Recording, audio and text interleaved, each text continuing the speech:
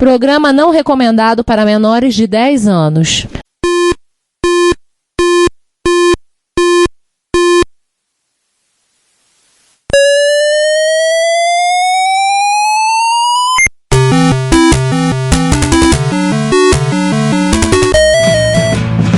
We bought it to help with your homework.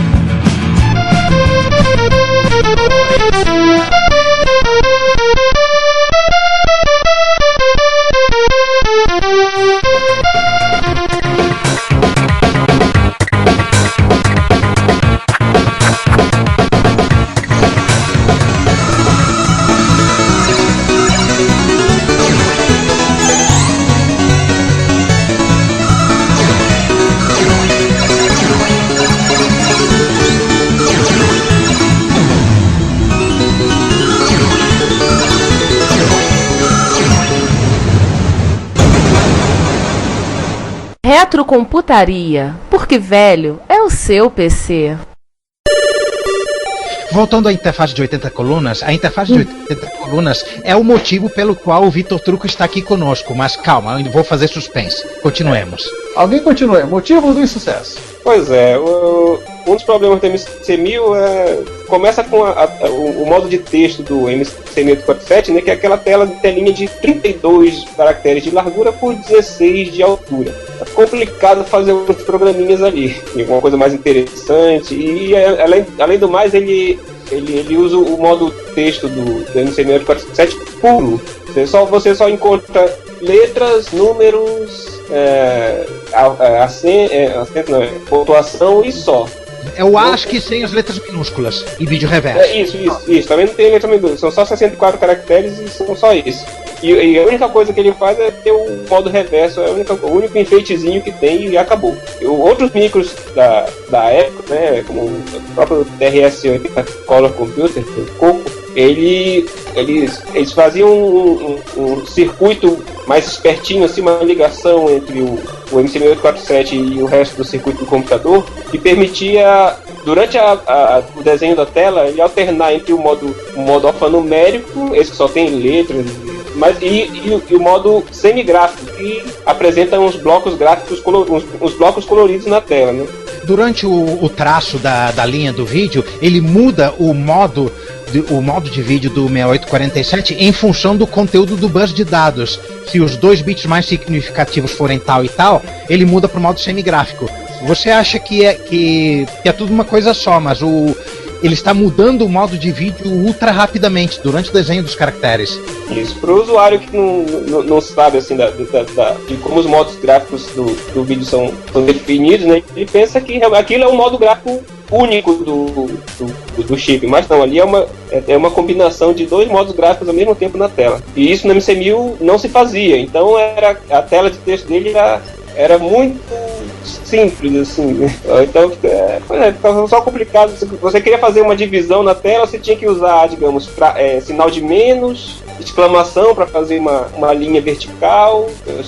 Ficava muito pobre o visual das coisas, né? E naquele tamanho de 32 por 16. Se fizesse alguma coisa mais avançada, de repente tinha que desenhar na tela. Sendo que o tamanho em si não é bem um impedimento para fazer sucesso, porque é o mesmo processador do Color Computer, né? Mas o Color Computer tem um BASIC muito mais amigo do usuário, com mais capacidades, muito mais bem feito. Outra coisa que atrapalhava profundamente para quem fazia programas para MC1000 era o fato de que tudo parava quando você pressionava uma tecla.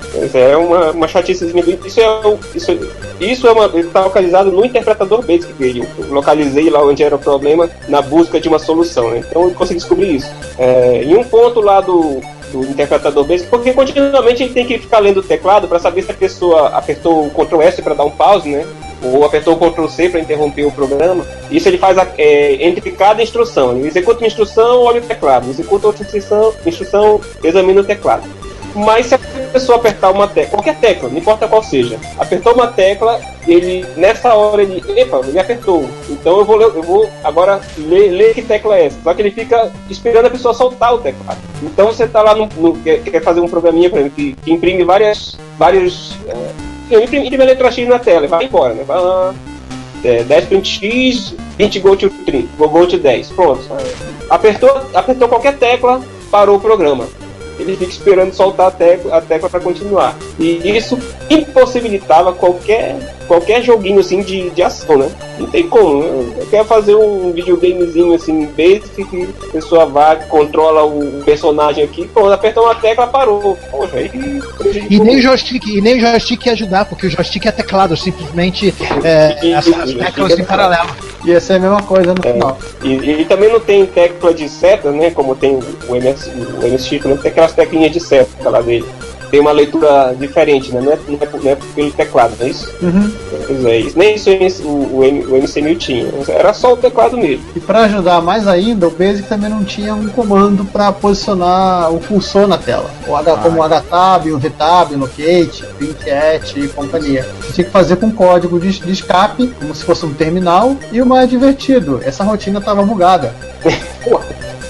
Além de ser legal, a rotina ainda era bugada. É verdade. Por sorte, ela era bugada de uma forma que ainda permitia o uso. Porque como justamente. Assim? Não, peraí. Explica isso. Bugada, mas permitia o uso sem ter o bug. Sim. A questão é a seguinte. Basicamente é assim, né? Print CHR$27, o código de escape, seguido do caractere igual. Então vinha mais dois caracteres que eram justamente a posição vertical e a posição horizontal do cursor, onde você queria colocar. Então existia, como o micro ele era feito para... Na ROM já havia a programação para ele rodar em 32 colunas e em 80 colunas, a programação para 32 para posicionar o cursor em 32 colunas tinha um erro. Ela soma lá um 32 na posição do cursor na memória da tela, que faz com que ele caia uma linha abaixo de onde você queria que ele caísse. Mas por sorte, quando você usa para posicionar o cursor em 80 colunas, a mesma coisa, você programa print CHR$27, caractere de igual, posição, um caractere com a posição vertical do cursor e outra com a posição horizontal mais 32. E assim ele fazia a distinção se o comando era para tela para tela de 32 colunas ou para tela de 80 colunas. Então você fazia isso, você tomava 32 e pronto, estava resolvido. E aí caía no lugar certo. Ou seja, a ROM do bicho na verdade era um beta teste fabricado pelo Bill Gates, lançado como se fosse o Windows, né? Rapaz, era complicado ali. Complicado é humildade. E o pior também era o seguinte, que isso nem vinha no manual. Acho que por conta do bug, né, na posicionamento de 32 colunas, assim, por sorte, o posicionamento de 80 colunas funcionava em 32 colunas, ainda bem. Mas acho que por conta do bug, eles não davam esse comando no manual do Basic. Ele até vinha no outro manual que vinha com o MC1000, né, que era o manual de referência, mas no Basic estava lá quietinho e não falava nada sobre isso. E aliás, o manual de referência ele fala, mas também não explica lá muita coisa, né? Pois é, rapaz, eu olhava aquilo ali e não conseguia entender o que significava aquilo. O manual de referência é muito mas ele é meio técnico assim, sem explicar muita coisa. Então, quando eu olhava aquilo, então quer dizer que eu consigo botar em 80 colunas aqui?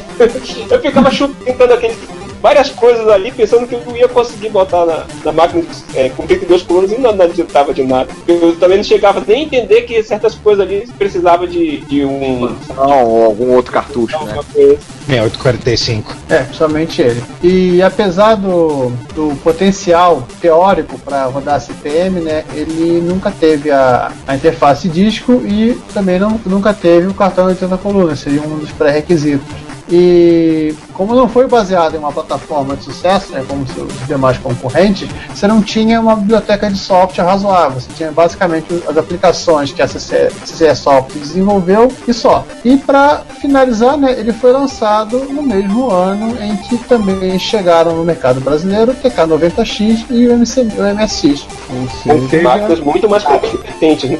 Ou seja, NAT morto.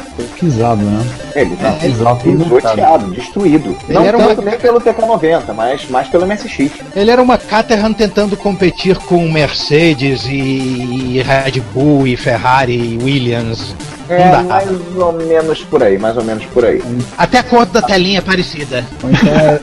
Ou então o exército polonês na invasão na Segunda Guerra Mundial, enfrentando os tanques Panzer alemães com cavalos. Não, mas cara, o TK-90X realmente também ajudou realmente. Porque eu lembro que eu tinha um vizinho que tinha um TK-90X, a gente ficava trocando figurinhas sobre computação, mas não tinha jeito, a gente ia pra casa dele usar o TK-90X dele e deixar o meu MC quietinho lá em casa. Porque não tinha.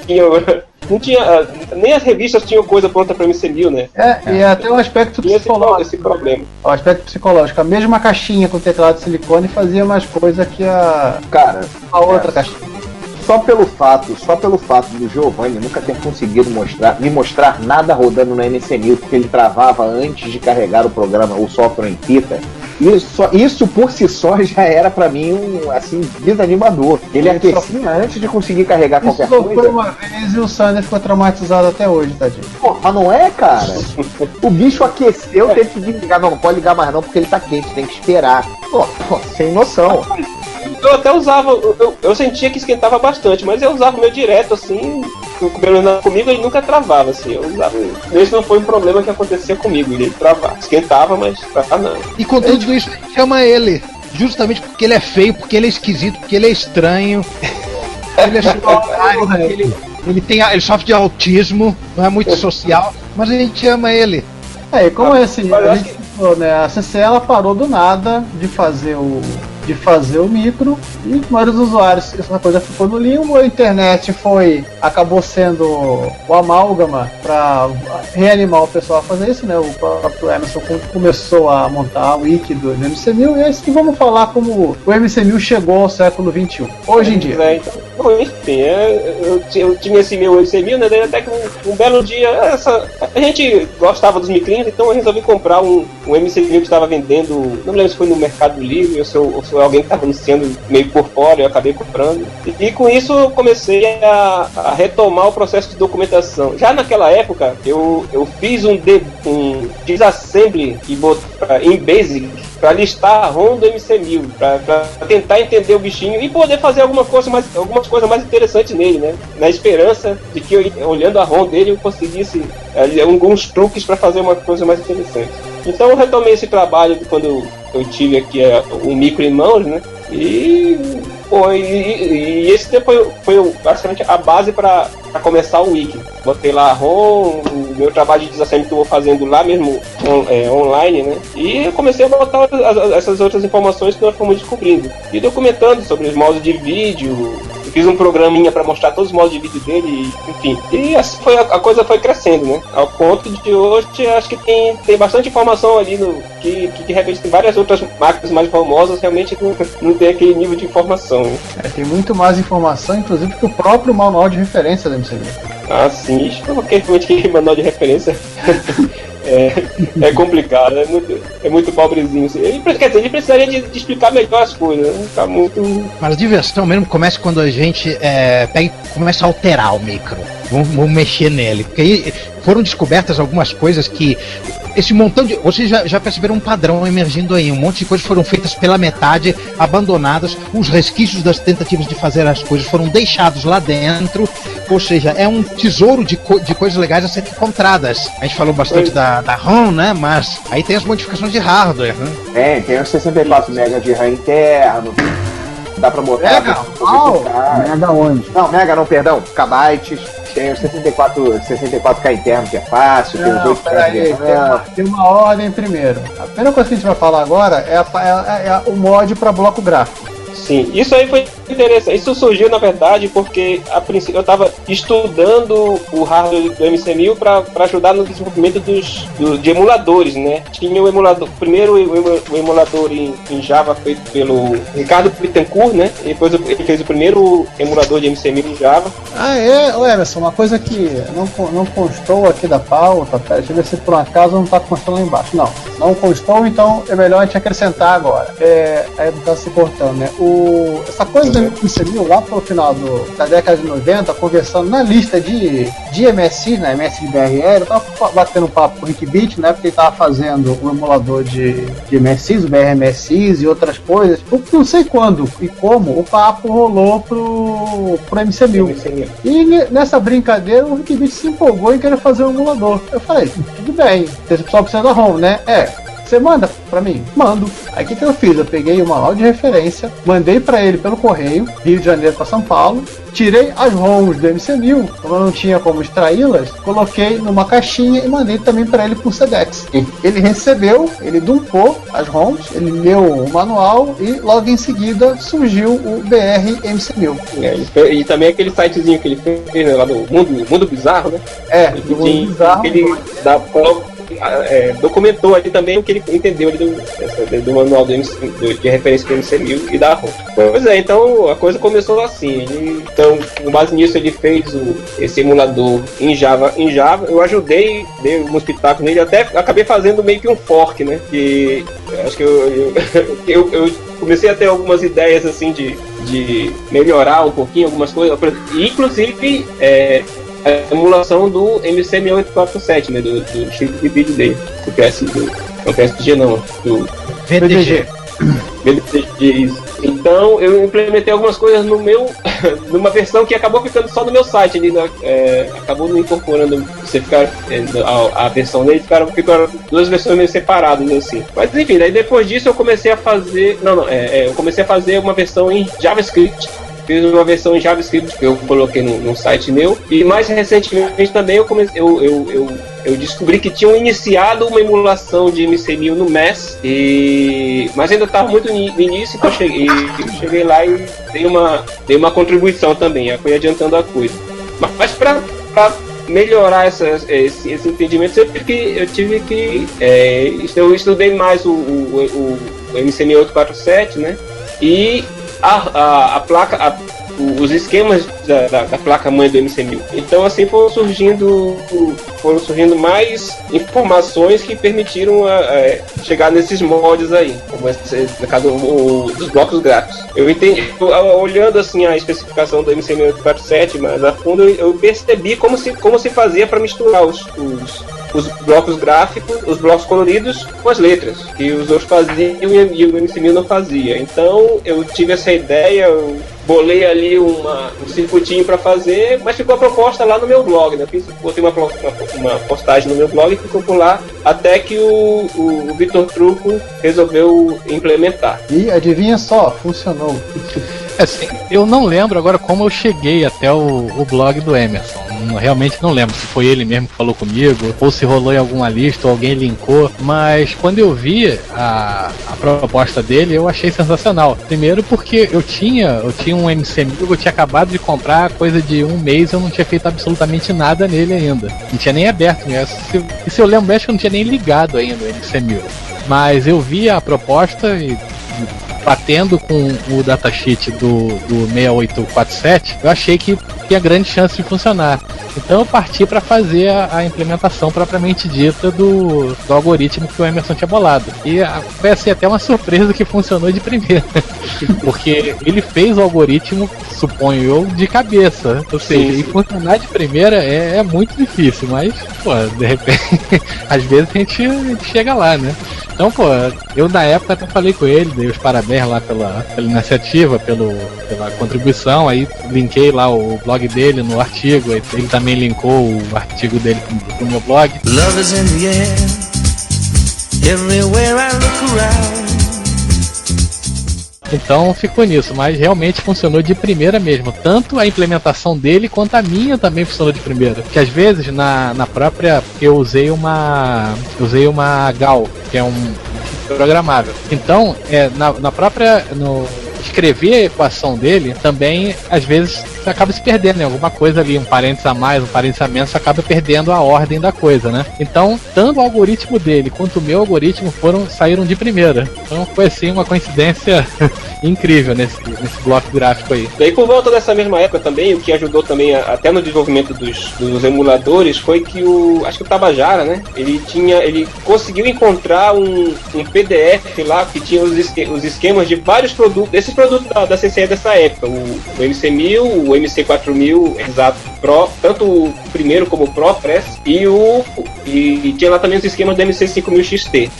Nós tínhamos antes encontrado, circulava por aí uma versão anterior do esquema da placa-mãe, mas era muito borrado, a resolução era muito ruim. Então a gente tentava ler alguma coisa e não conseguia, só por alto assim, não dava para ter alguma noção, mas os detalhes específicos nos fugiam. Daí quando chegou esse PDF, né, aí deu para clarear muito mais coisas. Então, e analisando esse esquema, a gente chegou em outra possibilidade de modificação do MC1000 que já era previsto na placa. Percebi ali, tinha uns símbolos que eu até perguntei, acho que foi com o Giovanni, não foi, Giovanni, contigo? Aham.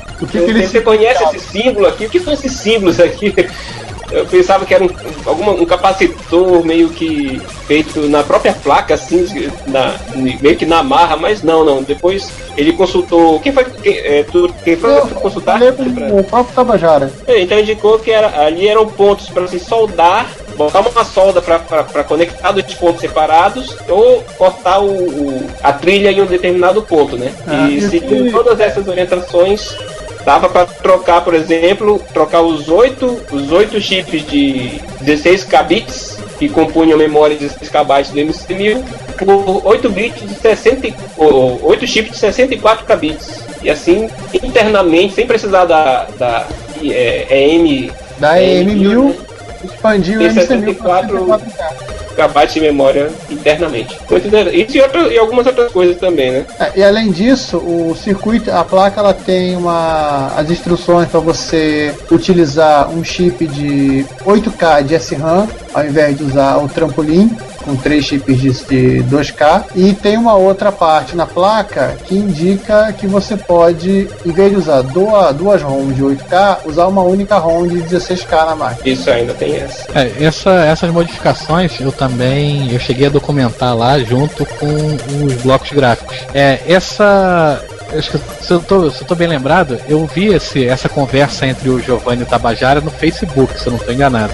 E realmente falava da modificação eu não lembro se eu cheguei a fazer antes de vocês, mas eu cheguei a documentar, tá? Tipo assim, posso não ser o primeiro a fazer, mas fui o primeiro a documentar lá no meu site.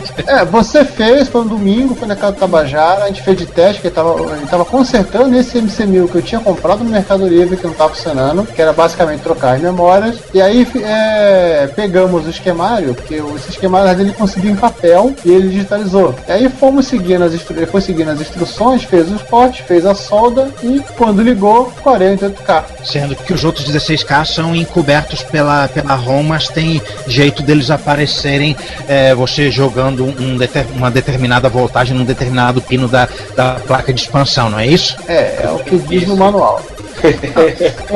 Mas na teoria é exatamente isso, sim. Porque se você levantar o sinal do ROM CS, você pode escrever lá na área de C000FFFF. Ou seja, na teoria é possível, só não é fácil de fazer. O software de dentro do micro não dá, né? Não, software não. Tem que ter um auxiliar, tem que ter um hardware auxiliar.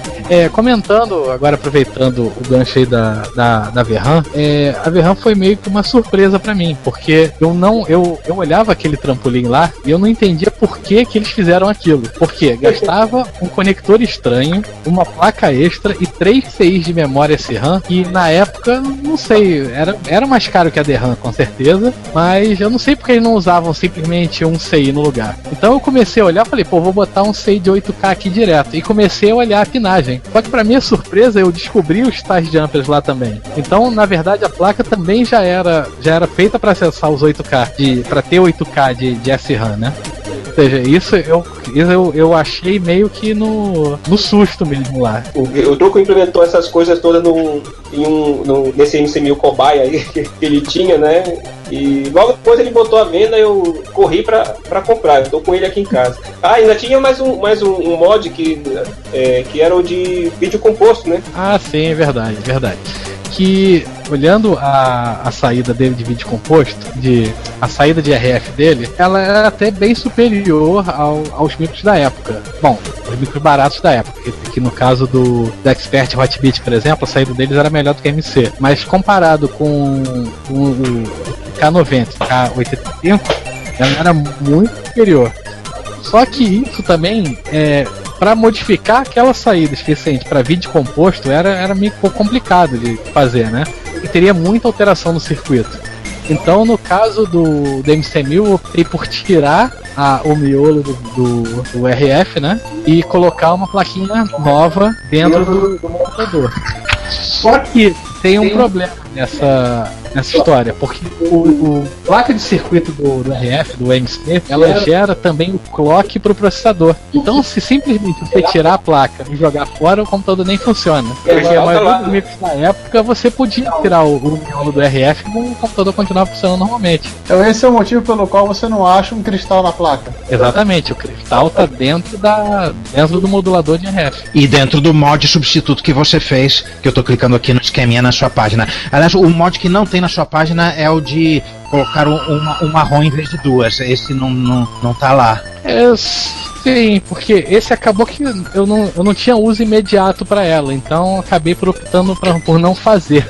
Porque esse até um mod meio inútil, né? Na verdade, a gente não ganha nada fazendo ele.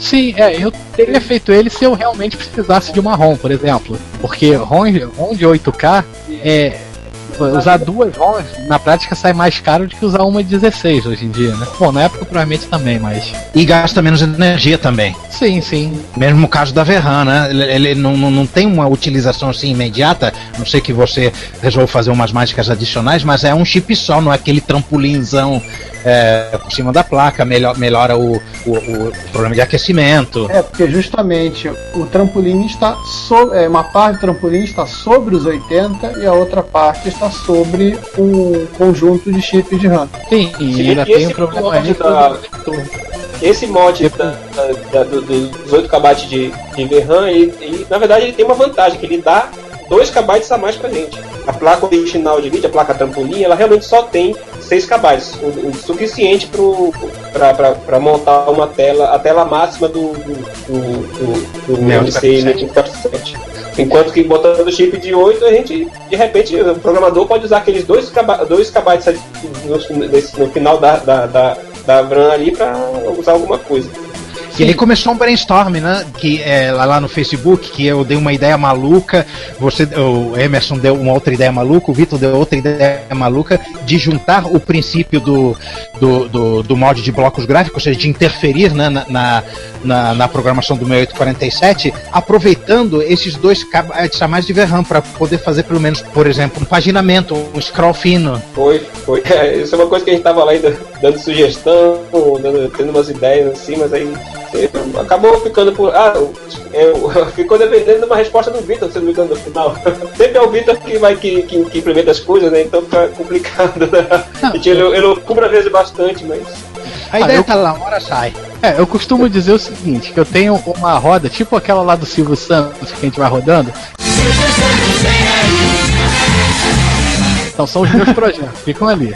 Aí todo dia de manhã eu pego e rodo essa roda. Aí um dia cai o projeto, outro dia cai outro. Aí por isso que eu vou trabalhando um pouquinho no outro, e assim a gente vai indo, tocando os projetos. Mas pior que isso, bom, fora o fato da roda realmente não existir, mas eu funciono assim mesmo, sem brincadeira.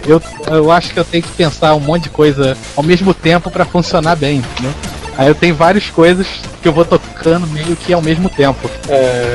Pô, daí assim, quanto ao hardware, né, digamos, outra coisa que tá em voga aí é justamente o projeto que tá também em mãos agora do Vitor, né? Que é o que, como eu disse antes, exatamente o motivo dele estar aqui. Um pouco antes de gravar o episódio, o Vitor Turco vai e me implementa um MC1000 em FPGA com a famosa interface de 80 colunas que não existia. Ele cumpriu a promessa que a CCE deixou de cumprir, senhoras e senhores. Olha, existe trilha sonora para cumprimento de promessa aí?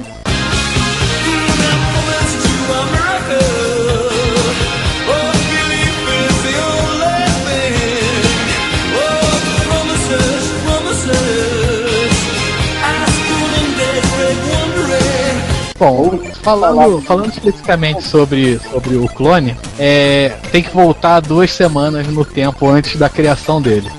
Começou, na verdade, quando eu comprei uma ZX Expand, que é uma interface de cartão SD pro ZX Spectrum, pro ZX81. Só que essa interface funciona muito mal no TK-85. Ela funciona em alguns TK-85, alguns não tem motivo aparente. Já conversei com o desenvolvedor, a gente trocou, fez alguns debugs aqui. Eu fiquei com ele no Skype um tempo e a gente não chegou à conclusão por que ela funciona em alguns TKs e alguns não. Então eu estava insatisfeito com a ZX Expand, apesar de eu considerar o autor um cara 100% gente boa, o Charlie Robson. Bom, enfim, então eu queria partir para minha própria solução de carregamento pro ZX81 TK-85 nesse caso. Então eu comecei a estudar um shield USB e eu optei por implementar uma saída, uma interface com um pendrive, para ler os arquivos a partir de um pendrive, porque ninguém tinha feito ainda. Só que fazer isso no microreal é muito chato, porque você tem que ficar mudando a ROM, porque eu estava alterando a ROM, né, no caso. Tem que ficar alterando a ROM, gravar, ou ter um emulador de ROM e subir num chip para testar a interface. Então, o primeiro passo que eu fiz foi implementar um ZX81 compatível em FPGA, na placa de desenvolvimento Altera DE1. Então, eu peguei, implementei, testei, fiz a minha interface de leitora de pendrive, depois virou o Blue Drive, né, foi o nome oficial que eu estou usando agora, e concluído, tá tudo bem, rolando, tá tudo 100%, só falta fazer as placas para ela. Aí pronto, ponto, morreu a história do Blue Drive. Em determinado momento, eu vi uma conversa do próprio Emerson com alguém que agora não tô lembrando, no Facebook, falando sobre uma possibilidade de implementar, se eu não me engano, a Div MMC, ou qualquer leitora de MMC de Spectrum pro MC1000. Aí eu meio que pensei, eu já tenho parte do código em FPGA para fazer o MC1000 e tem todo o know-how para fazer um Blue Drive pro MC1000. Então por que não juntar essa coisa? Só que eu parti do mesmo princípio. Do mesmo jeito que seria inviável testar no MC1000 real, eu queria fazer um clone na placa de desenvolvimento para a partir daí eu começar o desenvolvimimento do Blue Drive pro MC1000. Então a coisa assim tomou uma certa proporção, porque quando eu anunciei que um clone funcional, que aliás o Emerson me ajudou em muita coisa, porque algumas coisas são tão esquisitas que eu não tinha a menor ideia de como funcionava. Então praticamente o wiki dele foi meu livro de cabeceira nesse projeto. E a partir do momento que ele estava funcionando, aí o pessoal começou a dar as ideias. E o cartão de 80 colunas? E a interface de drive? Eu falei, a interface de drive eu vou resolver com o Blue Drive. Mas, e o cartão de 80 colunas? Aí o Emerson já tinha me passado alguns projetos de coisas semelhantes que usavam o 6845 e de alguma lógica, agora o Emerson pode me corrigir que agora eu não estou lembrando, que ele tirou da ROM, não foi isso, Emerson? Não, meio que analisando não foi nem a ROM, na verdade.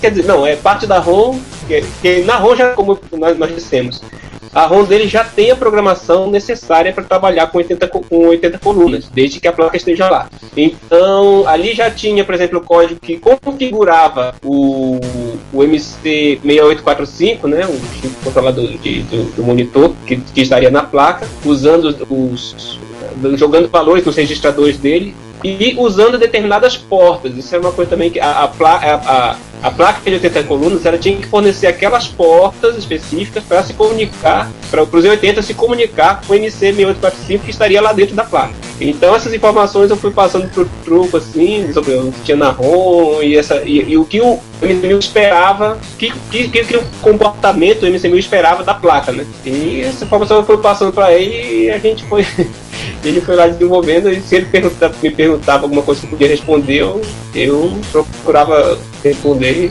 ou pesquisar um pouco mais para responder mais tarde. Então, baseado nas informações do Emerson, na verdade o que eu fiz foi, apesar de ser um cartão de 80 colunas, é um cartão de 80 colunas inédito, que ele não existiu na verdade.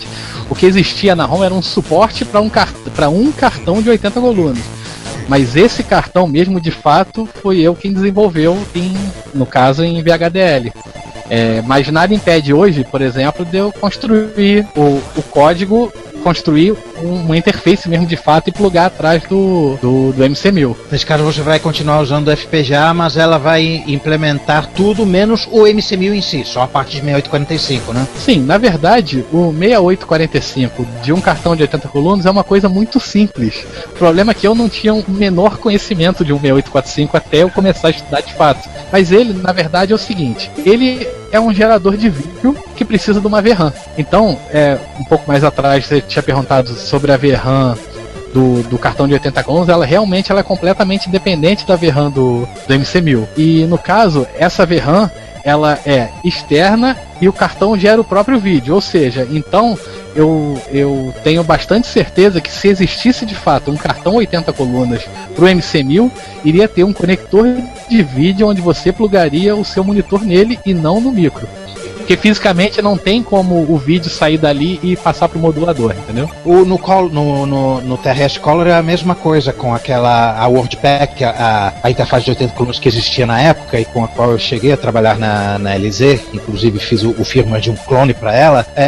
Ela tinha um conector RCA no próprio cartucho. Sim, porque o jeito que o 6845, não sei qual processador dessa, mas o 6845, o jeito que ele gera o vídeo, não teria como ter não teria outro jeito no caso do MC1000, ele teria que obrigatoriamente ter um conector. No caso do FPGA, como eu tenho algumas facilidades, eu fiz o direcionamento da saída de vídeo do 6845 sobreposta, digamos assim, com uma condição no 6847. Então, quando eu dou um comando para entrar em 80 colunas no clone, ele ouve esse comando e chaveia para o 6845 a saída de vídeo. Então, apesar de estar no mesmo monitor, a saída de vídeo no FPGA é completamente à parte. Bom, aí aproveitando eu esqueci de comentar sobre algumas facilidades do clone também. No caso do clone, para não depender de um monitor de 15 kHz, apesar de eu ter um aqui do meu lado para desenvolvimento, a saída dele já tem um scan doubler. Ou seja, então tanto a saída do 6847 quanto a 6845, os dois saem a 31 kHz já numa saída VGA padrão. Olha aí, show BMS. O que não quer dizer que se eu fizer um clone hoje, se eu fizer um cartão de 80 colunas hoje, ele teria saída para VGA. Isso não seria viável fazer com peças de prateleira, digamos assim, entendeu? Ou seja, eu teria que ter um circuito no cartão de 80 colunas para fazer o scan doubler, se fosse o caso, para ter um produtinho para plugar no MC1000 e um monitor VGA, entendeu? Mas nada impede de, por exemplo, pegar essa interface 80 colunas e dar saída para televisão, como era feito na época. Que até eletronicamente é mais fácil, né? Que é só gerar o vídeo composto. Sim, exatamente. Inclusive, a saída do 6845 já sai no bitrate. Bom, claro que depende da entrada, mas você pode botar a saída do 6845 no bitrate do vídeo composto. Ou seja, é praticamente pegar o sinal que sai, mixar com meia dúzia de componentes analógicos, né? E ter a saída com 75 ohms, como é a saída de monitor comum, entendeu? É bem simples fazer isso. Aqui, inclusive, até levou uma outra curiosidade. Outro dia eu estava analisando os valores que são escritos no registrador do 6845 e cheguei à conclusão que não era plausível aquilo sair no monitor nosso aqui PAL-M, porque das frequências que são escritas nos registradores. Como ela é 50 Hz, provavelmente foi algum país que usava o PAL inglês, alguma coisa assim. A saída dele é 50 Hz, segundo os valores do registrador do MC1000. Os valores são colocados que estão definidos lá na ROM, que são jogados pelos registradores. Né? Exatamente. Quando você dá um Column 80, agora não lembro, Column 80, ele escreve nos registradores uma série de valores nos registradores. São 15, me parece, e ele escreve esses 15 valores e são fixos, não tem como mudar. E calculando pelo datasheet do 6845, no final das contas dá 50 Hz. Agora, isso também não impediria, por exemplo, como toda a televisão da época tinha aquele ajuste de achatamento horizontal, quer dizer, as boas televisões da época tinham, Então você poderia botar um sinal de 50 e achatar para caber na tela, ou aumentar para acabar de o ajuste horizontal, né, que a imagem já fica pulando para ela parar de pular. Isso, exatamente. Ou seja, com o recurso que você tinha na época na TV, provavelmente seria possível. Agora, o que me leva a crer também que esses valores foram copiados de algum lugar. Ou seja, eles não devem ter desenvolvido e feito a conta certinha para bater com os nossos monitores, nossas TVs aqui da época. Provavelmente isso veio de algum canto, como todo o resto do Basic, né? Um canto que usa 50 Hz, como Europa, China. Bélgica. China 50? Hong Kong é 50, Inglaterra na época. Claro. Era a Inglaterra mais longe só. Então pode ser aí mais uma das nossas certezas incertas que o computador veio lá da Ásia, né? Mais um dos indícios. Esse lance de mexer no registrador do 6845 é inclusive a forma que o pessoal do Amstrad CPC tem para ficar inventando o modo gráfico completamente louco para o micro, né? Inclusive os modos aquele modo que nós citamos, né, no episódio do dossiê do Amstrad, que era aquele modo de 800 e tantos por 500 não sei quanto, que é a maior resolução para o micro de 8 bits. Mas existe um monitor proprietário que aguenta esses sinais malucos. Aí é outra história.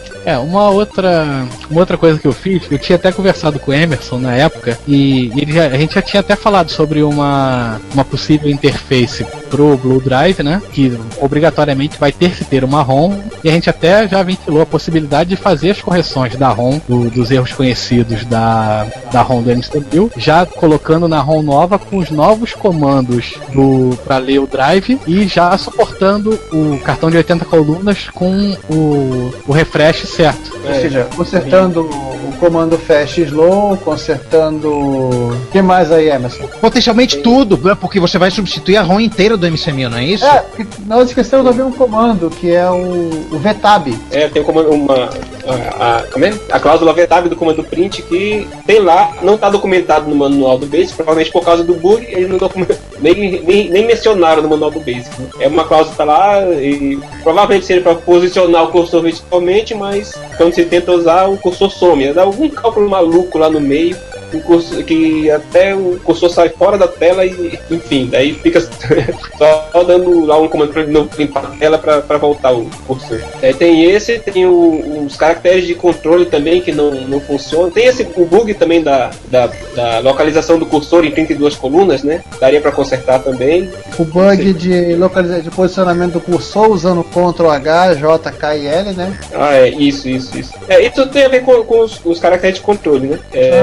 No MC1000 é o seguinte, o que você vê no manual é assim, você digita a linha, você pode voltar com Rubolt, né, mas basicamente é isso que você tem para editar. Você digita e volta e refaz o que você escreveu. Ou se precisar corrigir uma linha já digitada, tem lá também o comando edit, enfim. É assim que é a vida no MC1000. Mas existe, na verdade, estava previsto na ROM também uns comandinhos em que, se a linha que você está digitando ocupasse mais de uma linha na tela, você conseguiria voltar, enfim, com Ctrl H, Ctrl J, Ctrl K e Ctrl L, você conseguiria fazer o cursor subir, descer, voltar, tudo dentro daquela linha que você está digitando. Mas por conta do erro do bug no THR-12, que faria o cursor andar para a direita, não funciona, ele fica parado no lugar. Provavelmente também isso inutilizou essa capacidade do MC1000 e isso não está também mencionado no manual. Tem também uma rotina de joystick que está bugada, né? Isso, é uma rotinazinha que tem lá na ROM que permite que duas pessoas compartilhem o teclado, cada um com uma metade, enfim, ele já verificaria quem está apertando que tecla e já dizia, olha, jogador 1 tá indo para a esquerda apertando o botão, o da direita tá indo para baixo, enfim, ele retornaria essa informação. Mas existe um bug também, que esse foi para aparentemente de digitação. Existe essa rotina, a gente vê isso lá no código no manual de referência, digamos, então ele checa, é a tecla tal? Não, então ele pula pro código abaixo, onde ele vai verificar outra tecla. E existe uma série disso, né, dessas verificações. Em determinado momento, ele, em vez de jogar pro rótulo correto, que seria, acho que J6, se eu não me engano, a pessoa, como o J é perto do K, acho que a pessoa digitou errado, digitou K6 lá no assembly, e com isso a rotina, nesse ponto, vai para outro, e coincidentemente existe o rótulo K6 em outro ponto da ROM. Ou seja, não deu erro, ninguém identificou, acho que na hora, e com isso a rotina foi inutilizada, ela não funciona também. Procedimento de teste de lembrança aí. Aquela famosa, compilou, tá funcionando, não é bem assim. Aliás, pra quem não sabe, o MC1000 usa a mesma sequência de caracteres dos terminais ADM3A, né, que é um terminal famoso do pessoal que usava CPM, e o famoso também porque foi o terminal utilizado pelo sujeito que inventou o VI. Por isso que Ctrl H, J, K e L são combinações para movimentar o teclado. Quem for usuário de VI já sabe que tem, inclusive, para que lado cada teclinha aponta. Eu tava precisando falar isso outro dia para explicar se meus alunos vão saber. Falaria isso na próxima aula. Por que é Ctrl JK? Eu tava tentando dar uma noção básica de VI para eles, para poder se virar. Então, se VI. Saber.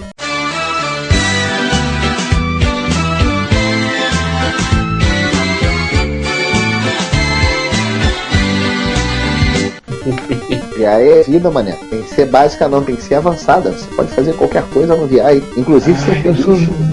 Eu sou adepto da terceira via, uso Joe até morrer, pronto. Nem VI nem Emacs. Nunca utilizei Joe. Ctrl KB, Ctrl KK funciona maravilhosamente. Isso é caminho, verdade, a vida para processador de texto. Mas esse não é um podcast sobre editores de texto. Ainda não. Né, então... Estamos chegando no fim, né? Vamos fechar? Já estamos falando de software, né? Vamos falar sobre o software original da CCE, né? Que já mencionamos por alto. E pelo que o Emerson disse, temos praticamente quase tudo recuperado, mas ainda faltam algumas coisas. Isso, quer dizer, tem aquela numeração das fitas, né? E existem alguns buracos das fitas que nós temos, existem alguns pontos que nós não temos, né, nessa sequência. E como eu falei,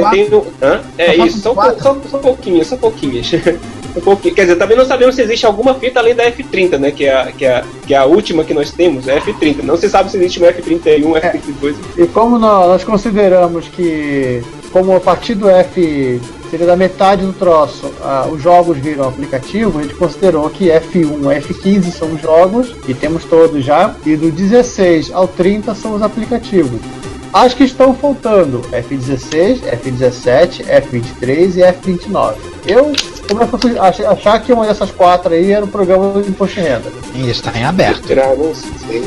Na verdade, eu nem sei se essas fitas numeradas elas foram feitas pela CCE. Acho que a CCE só fez aquelas fitas de 50 programas, que eram curtinhos e coisa... Não, essas todas, a 16 e companhia, elas eram da própria CCE Software, inclusive com um manualzinho que infelizmente eu perdi. Cada fitinha de aplicativo vinha com um manual dobrado para caber dentro da fita com as instruções do mesmo. Uhum. E uma coisa importante, né? O nome para carregar a fita, o programa, diferente do TK90X, por exemplo.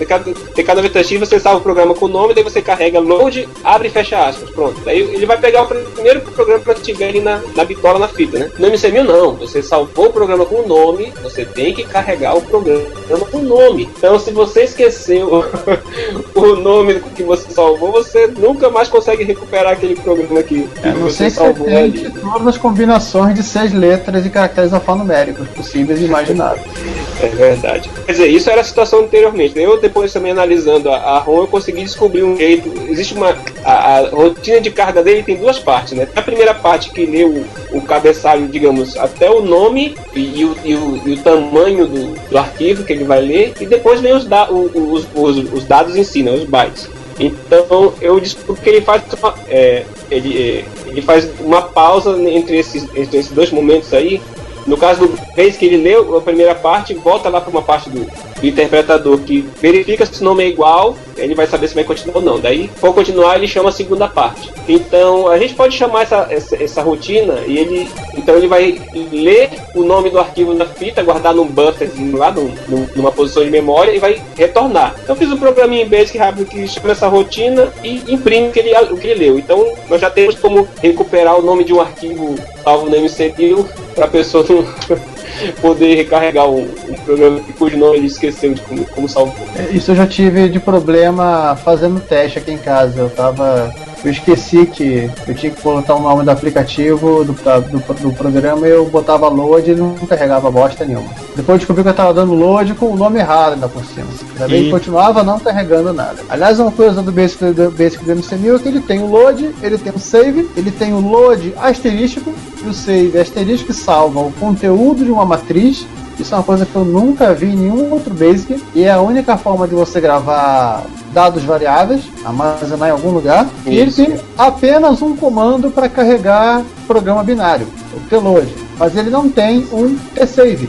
Ué, e como é que você salva binário? Ah, você usa a magia negra. Tem que usar o montador? Tem que usar o debugger? Você tem que usar o debugger para salvar.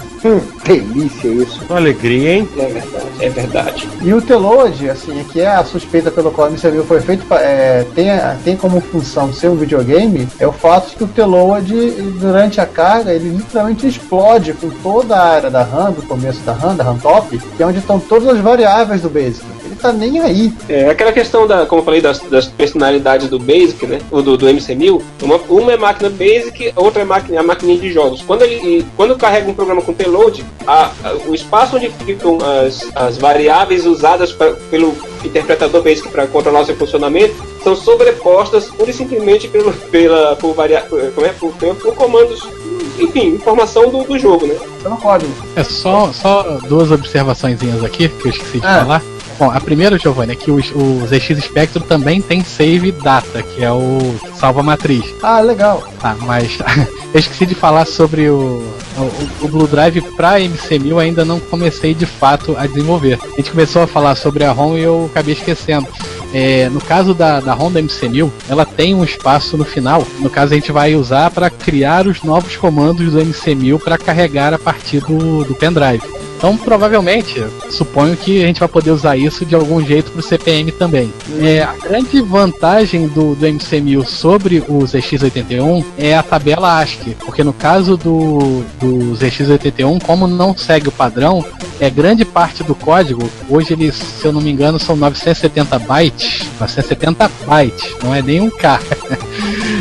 Grande parte desses 970 bytes é uma tabela de conversão de caractere de ZX81 para ASCII e vice-versa, para eu poder interpretar o diretório, por exemplo, do jogo. Então eu pegando, já que o MC tem grande parte dos caracteres, se não a maioria, já em ASCII, eu não vou precisar de uma tabela de conversão. Então provavelmente esse código vai caber todo no final da ROM do MC1000 hoje. Ou seja, manteremos o MC1000 como é hoje e mais as rotinas novas de carregamento. Porque no caso do TK-85 eu matei de fato os comandos save e load de cassete. Eles não funcionam para cassete, só funcionam no pendrive. E os comandos que eram para impressora, eu transformei o espaço deles em novos comandos. Por exemplo, comando que era lprint, se eu não me engano, que era para imprimir uma linha na impressora, virou o comando cat, por exemplo, que é para mostrar o diretório. Ou seja, isso não vai precisar acontecer no MC1000. No MC1000 a gente provavelmente vai poder... Tem lá a tabelinha de execução dos comandos, né? Então a gente vai poder desviar, por exemplo, o comando load para essa área vazia lá no final da ROM, e ali botar uma programação para ele verificar. Bom, então load, digamos, começa com um caractere diferente, assim, load, eu tinha até falado com o truque, né, botar a seta para cima, que é como se fosse um circunflexo, load circunflexo alguma coisa. Então a gente pode verificar se tem esse circunflexo ali. Se for, a gente sempre sabe que é um comando pro Blue Drive, né? Se não, a gente joga de volta para a rotina normal da ROM do Basic e interpreta o comando load para a fita normalmente, para poder fazer essas adaptações sem perder o que já tem. Isso e somando a isso, como a gente já tinha falado, a ROM corrigida, né? Com aqueles patchzinhos aí aqueles pequenos joystick, aquelas coisas. Aqueles pequenos bugs irritantes. Aliás, uma coisa que Emerson, a gente acabou pulando aqui na hora de contar, Não falamos de um comando que existe no manual, existe como palavra reservada, mas que não há em lugar nenhum que ele existe dentro do MC1000, que é o comando USR. É verdade, Tem a mesma sintaxe do DFSR do MSX, só que ele define apenas uma única função. Isso, ele não tem no caso, tem a chamada, né, que é o SR, mas ele não tem esse comando de definir o ponto de onde começa a rotina em código de máquina. Você tem que dar uns 2 pokes lá em 2 endereços para informar, olha, quando der o SR vai chamar esse endereço. Pois é, mas curiosamente esse comando não tá, essa função não está disponível, não está informado no manual, nem que existe, nem ensina nada sobre como programar, né? Porque para poder usar essa função, você precisa saber como acessar as variáveis do BASIC. Ele não tem um varptr na vida, MKS, Não, esse é de BASIC mais sofisticado. Pois é, então quando você chama o SR, digamos, o valor lá, então ele, como qualquer outra função, ele interpreta esse valor e joga numa posição de memória que é como se fosse, digamos, o acumulador de pontos flutuantes, onde ele faz os cálculos, né, com pontos flutuantes. Daí ele entrega um comando para a rotina USR. Daí você tem que saber ali como tratar fazer operações em cima desse ponto flutuante o que tiver nessa posição de memória lá do acumulador de ponto flutuante no final, na hora do return, né, no final da rotina, é o que vai ser a resposta da função USR. Então, mas isso não é ensinado também em lugar nenhum. Para quem é de coco, vê isso no livro Color Basic Unravels, uma área reservada para ser acumulador de ponto flutuante. Eu vi esse negócio todo. É a mesma hackabilidade feliz que eu vejo no TRS-Color, eu vejo no MC1000, é por isso que a gente ama ele. Ele é o microclasse mais fudebabo que existe. Pois acaba que a gente, para executar código, alguma coisa em código de máquina, recorre mais ao call mesmo, né? Call endereço, pronto. Só que aí fica sem ter como passar valores, a não ser que você antes dê uns poucos em algumas posições de memória para que a rotina depois vá acessar para pegar os dados.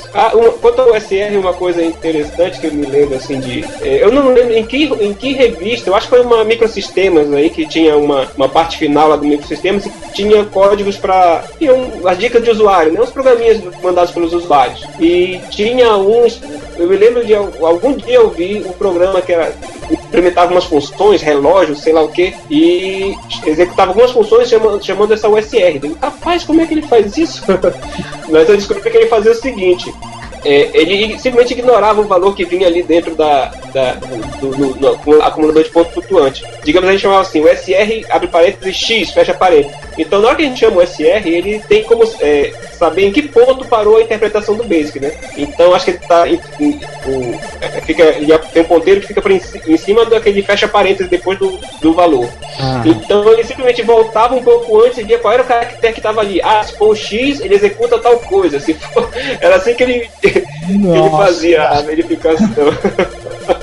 Era curioso, não era pelo valor que estava ali, era só ele viu a variável que foi informada ali e com isso ele decidiu o que estava. Isso. Aliás, eu tô querendo ainda achar essa revista, mas ainda não encontrei esse. Eu acho que é uma Microsistema.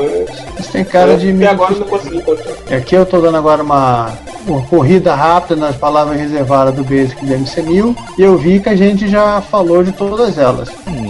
Uma coisa também sobre o Basic, rapidinho, é que um tempo desses eu procurei algum código de Basic assim, desassemblado, digamos assim, né? Eu encontrei lá um Basic antigão, acho que era até do Altair, não era? Tu lembra, Giovanni? Acho que você tinha encontrado um trecho disso, era um computador da Alemanha Oriental, baseado nos 80, que você tinha encontrado um trecho parecido, principalmente da rotina de ponto flutuante, lá, com comentários alemão. E a gente fuçando mais um pouco, conseguimos achar código fonte de Basic do Altair, que tinha trechos parecidos com aquilo. Isso, a sequência de comandos era a mesma, então aparentemente, se bem que isso vem, acho que vem desde do Basic do Altair, tem é uma coisa que vai só sendo repetida, né, e modificada aos poucos, então acho que...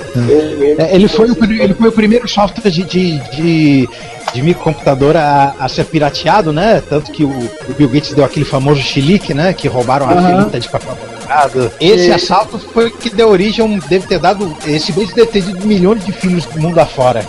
E, aliás, eu descobri que realmente faltou um comando aqui pra gente citar. E já é até uma deixa pra gente dar uma encerrada no episódio, que é o comando exit. Exit?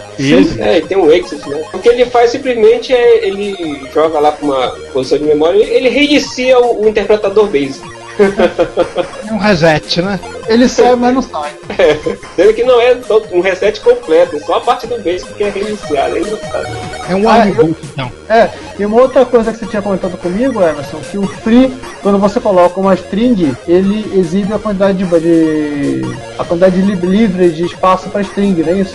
Isso. O free, a função free lá, com argumento numérico, ele mostra a memória livre, digamos assim, para o programa basic e para as variáveis. Enquanto que free com uma string, ele faz duas coisas. Primeiro, ele compacta a parte das strings, ele acha que ele verifica, faz a garbage collection, né? Coleta de lixo. Ele tem espaço lá de string que não é mais necessária e, enfim, ele compacta aquela área de strings e depois fornece um espaço que ainda existe para string.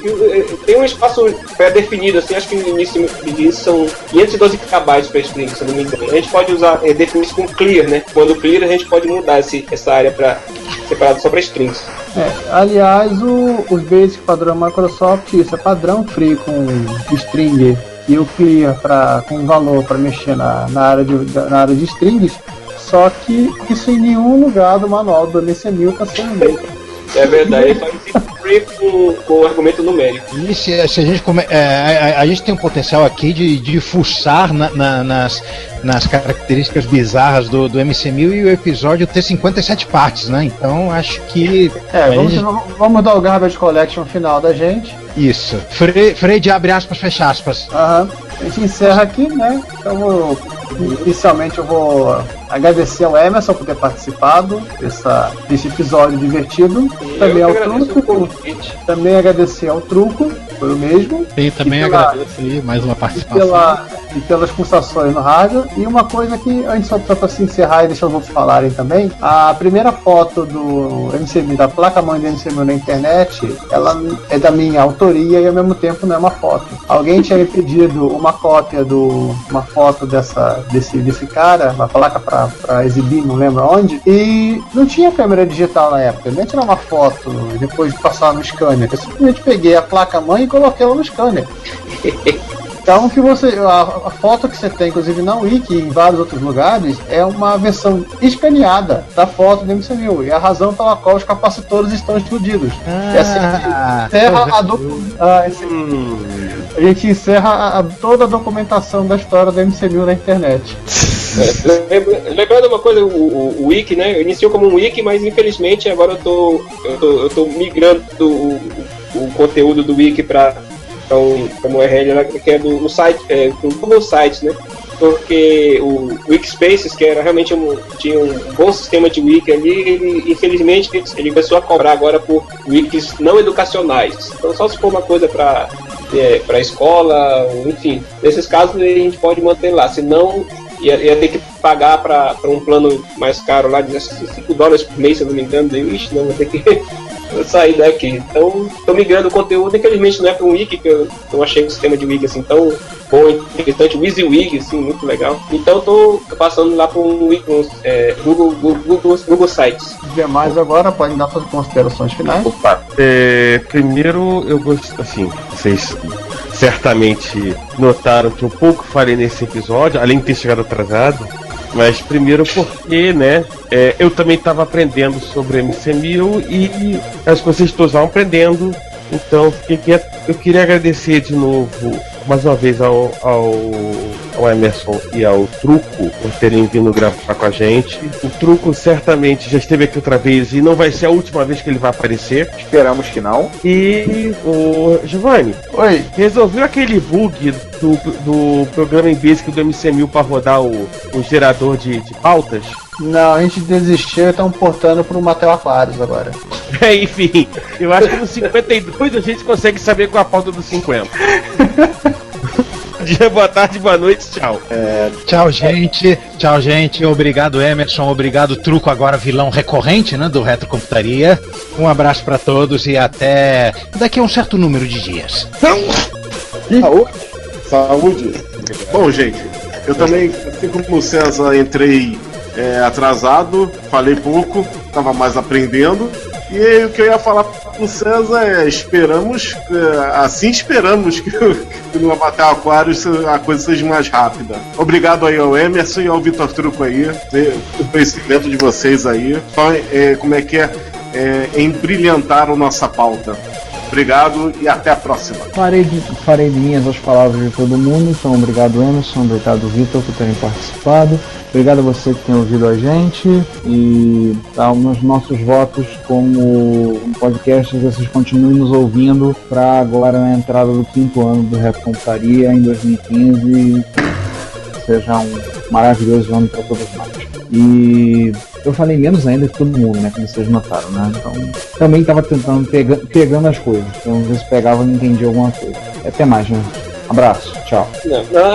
Enfim, pois é, então agradecendo novamente o convite, assim, tendo essa chance de passar essas informações, assim, para as pessoas interessadas em micros antigos, né? O pessoal vendo, assim, de repente que o MC1000, às vezes as pessoas às vezes tiveram uma experiência frustrante com o bichinho, coitado. Eu lembro que até o Divino Leitão, ele falou que tinha dado depois que a CCE abandonou o projeto, falou que ele podia ficar com tudo, né? O computador, a televisão, enfim, ele ficou lá com as coisas e acabou dando MC1000 para acho que um sobrinho dele. Mais tarde, quando ele soube que o menino tinha enterrado o computador no quintal, estava estragado já, não precisava mais ficar, né? Peraí.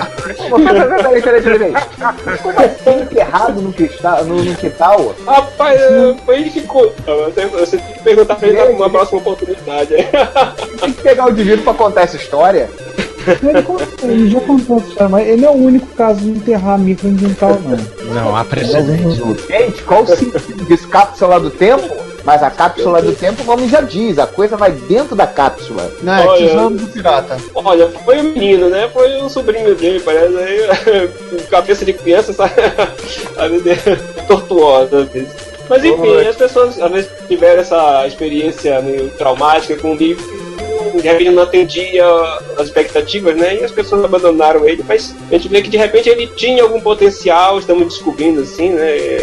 Se ele realmente tivesse de repente produzido o equipamento necessário para ser uma máquina CPM, quem sabe até tivesse aí mais uma sobrevivência, que logo depois do CPM também começou o PC foi chegando, né? E enfim, as máquinas CPM também foram caindo pra lá, mas teria dado uma sobrevida no bichinho e de repente as pessoas tivessem alguma experiência um pouco melhor com ele. Bom, enfim, é isso. Estamos aí ainda procurando, pensando em novas coisas pra ele, né? E vamos aí. É isso aí, gente. Obrigado. Gente, no final me despeço eu. Acho que eu sou o último, né? Só sobrou eu. Pra fechar tudo e apagar as luzes aqui. Um abraço instrutivo, ouvir sobre um micro que eu nunca tive o prazer de conseguir ver rodando nada. Eu já expliquei o motivo, né? Obrigado, Giovanni. De nada. Então é isso. Um abraço a todos, prazer estar com vocês, brincar com vocês, falar pra vocês. Tchau, tchau. E corta! Não, pera que falta eu. Falta truco! Ô, Ricardo, inverte a ordem nesse e bota como último, eu esqueço. Tem gente Vamos lá, discorda. Só lembrar. Vamos lá, deixa o truco se despedir. O sujeito vem na minha casa no sábado me incomodar. Mas eu perdi 3 anos.